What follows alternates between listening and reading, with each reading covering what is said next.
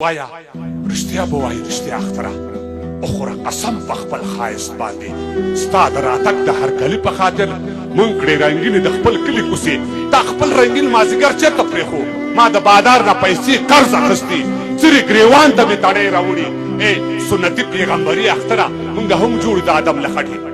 ډېرو قیدیانو ته بخښنه وشوه ډېرو ګناهګارو ته رخصت ورکړی شو مونږ لیوني په ثواب څه پوهېږو چې د دعا په وخت دعا وغواړو مونږ خپل ارمان په خپله خپو لاندې کړو ستا څه پروا لرو رنګین اختره ستا څه ګناه نشته په موخه دې ښه مونږ فطرتي په ګر لړلې ناست یو او اختره دواړه پیسې لاس کې نیسه دلته پټکي دلته خولۍ پرتې دي دا هدیره نه ده زمونږ کلی دی دلته تنې دلته کوپړه پرتې دي احتیاط کوه سپینو جامو باندې مونږ د سور رنګ تخم زیات کرلی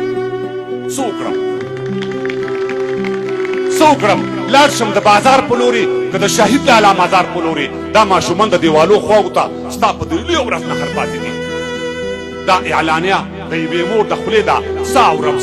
په غوږو باندې د آدم زویه د هوا لورګانو راشي یوسف او زلیخا خرڅېږي د اخیستو قیمت یې ستاسو په لاس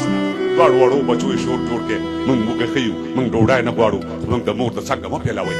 څوک د یوسف خریداران راغلل چا د هوا لور په ساتنه بوتله اسمان د بره نندارې کولې ځمکه خاموشه او د حکم تابع او اختره دا مبالغه نه کوم دا چې څو ځل په دغه ښار کې وشول اختره مونږ ته دعا وغواړه د عرش کرسي د اسمانو مالک نه مونږ د دې ځمکې پر مخ چت ته لاړ شو هر ځای کې مونږ خلک په کاڼو ولي اختره داسې منصوبه جوړه کړه چې وبا راشي او مونږ ټول تباه شو یا د عیسی د اسمانو راکوشي دا د دجال بچي او مونږ د بېل کړي یا حنیفه صاحب د لښکرو سره چې زموږ ګریوان د ظالمانو خلاص کړي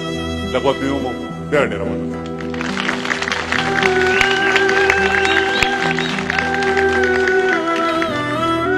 له ښاغلي متیع الله تراب